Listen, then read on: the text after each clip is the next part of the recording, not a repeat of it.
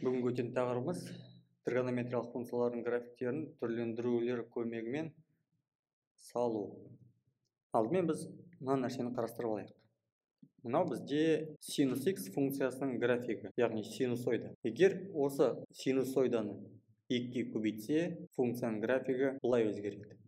Созылып кетті, қараңыздар, бізде жоғары және төмен жаққа. Ал мына функцияның нөлдері сол қалпында қалды, міне нөлдері. Қай жерден қиып өтті, сол қалпында қалды. Міне жасыл мен қызылдар мына нүктелер арқылы қиылысып тұр.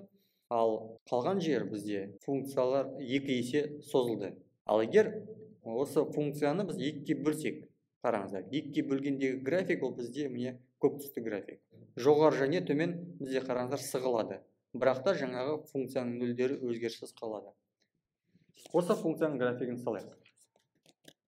Алдымен бізге ыңғайлы болады функцияны созып алып. Y тең, алдымен біз синус x функциясының графигін салып аламыз. Одан кейін y тең 2 синус x функциясының графигін саламыз. Ал одан кейін мына аргументінен азайтылып тұрған π бөлінген 4-ті саламыз. Енді алдымен синус x функциясының графигін салайық. Координаталар жазықты саламыз. Синус x функциясының графигін саламыз. Синус x функциясының графигін біз сіздермен өткенде көрсеттік. Ол бізде мына нүктелер арқылы өтетін график. Сол график салайық. Келесі бізде y тең 2 синус x функциясының графигі. 2 есе созылады. Функцияның нөлдер қозғалыссыз қалады. Мыналар қозғалыссыз қалады. Оны да бөліп қояйық. Мыналар қозғалыссыз қалады. Ал қалған жері 2 есе созылады. Яғни мына нүктеміз ол бізде мына жерге барады. Ал міне мына нүктеміз ол бізде мына жерге барады. Болды, енді функцияның графигін салып көрсетейік. Пунктирленемен саламыз.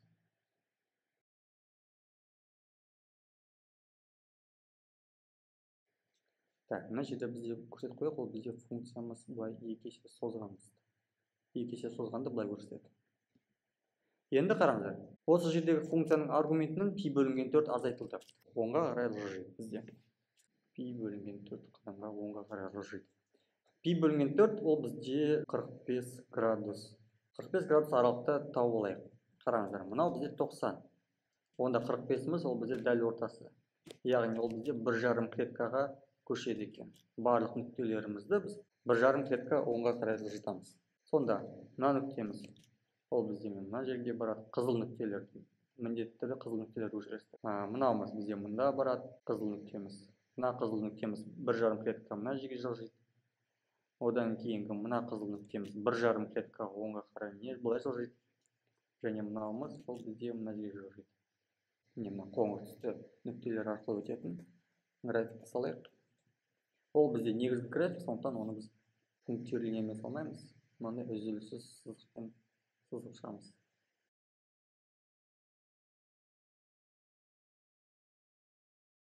Қоңыр түсті график сол біздің ізделінді функцияның графигі.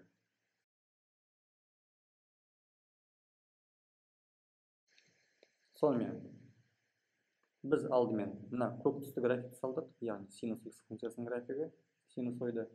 Одан кейін қызыл түсті графикті салдық, ол бізде мынау 2 еселенген синус x, біз оны жоғары төмен 2 есе созылдық. Одан кейінгісі мына аргументінен π бөлінген 4 азайтылған, біз оны оңға қарай π бөлінген 4 бірлікке жылжыттық. Келесі бізде қызықтырады мынандай нәрсе. Егер біз функцияның аргументін 2-ге көбейтсек, қараңыздар, мына жасыл түсті функция ол бізде синус x, ал қызыл түсті ол бізде синус 2x. Функцияның графигі бізде сығылды 2 есе. Мына жерде нүктеміз ол бізде мына жерге көшті. Ал мынауымыз бізде мына жерге көшті. Сонда бізде егер аргумент 2-ге көбейтілсе, ол бізде сығылады екен ортаға қарай. Ал егер керісінше аргументіміз 2-ге бөлінсе, созылып кетеді оңға және солға қарай. Енді осыған мысал көрсетейік. Осындай функцияның графигін салу керек. Алдымен біз косинус функциясының графигін саламыз міндетті түрде. Одан кейін ыңғайлы мына созулар мен сығылуларды салу. Яғни мына 4-ке көбейтілгенін функцияның немесе мына аргументтің 2-ке бөлінгенін салған ыңғайлы. Тек біз мына аргументтің 2-ке бөлінгенін саламыз. Солай ыңғайлы болады. Жаңа ғана айтып кеттік, біз егер аргумент 2-ке бөлінсе, онда біздің функциямыз оңға және солға қарай 2 есе созылады. Одан кейін бізге ыңғайлы мына 4-ке көбейту. Яғни біздің функцияның графигін жоғары төмен 4 есе созу. Одан кейін бізде ыңғайлы мына минусты жазу.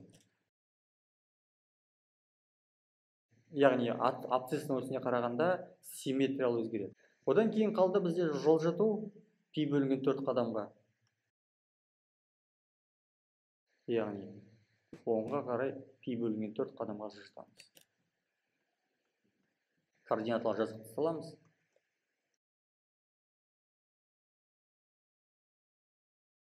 Косинус x функциясының графигін салайық. Ол бізде ордината өрісіне қарағанда симметриялы. Осы нүктелер арқылы өтетін график. Жақсы, енді косинус x функциясының графигін салайық. Оны пункт черлениямен салам.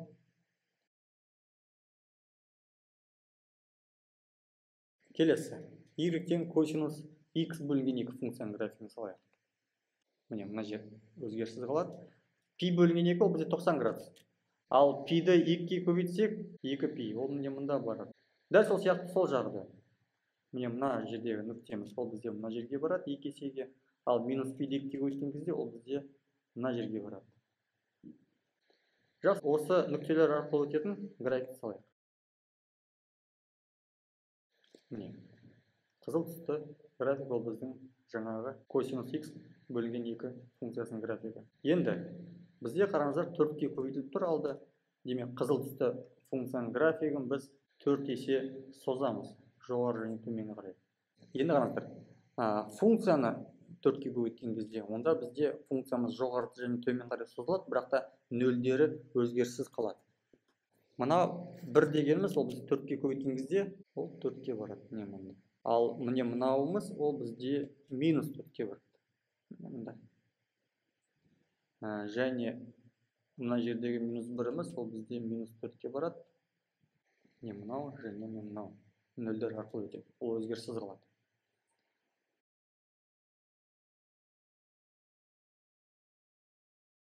Жақсы, қоңыр түсті график салып болдық. Келесі, енді бізде мына жасылды салып. Ол бізде қараңыздар тек таңбамен айырмашылығы бар. Онда сіздер мына қоңыр түстіні абсцисса өрісіне қарағанда симметрия көшіреміз. Абсцисса деген мына ось, осыған симметрия көшіресіңдер. Сонда мына 4-іміз ол бізде минус 4-ке барады, мында барады. Ал мына жерде нүктеміз ол керісінше 4-ке барады. Сәйкесінше мынау да 4-ке барады. Және бізде ұмытпайық, ол бізде мына нүктелеріміз өзгеріссіз қалады.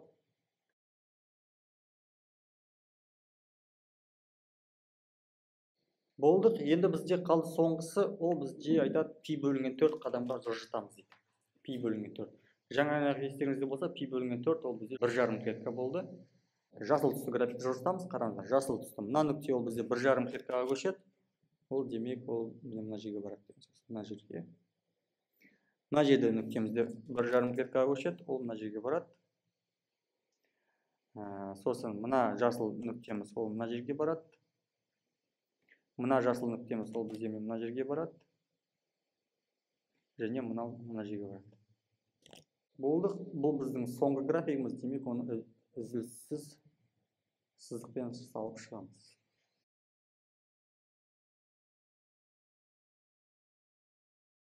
Енді қойып, ол біздің төбелеріміз қайда кеткен, мына төбеміз мысалы ол бізде қай жерге кеткенін көрсетіп қойық.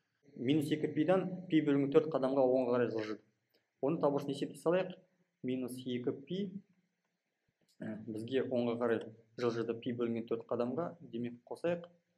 Ол бізде болды, сонда мында 4 болады. минус 8 пи қосу пи бөлінген 4. Ол бізде минус 7 пи бөлінген 4. Яғни мына жеріміз ол бізде минус 7 пи бөлінген 4 екен. Мына нүктені табайық. Ол бізде минус пидан 10-ға қарай жылжыды. Демек, минус пи қосылған пи бөлінген 4 болады.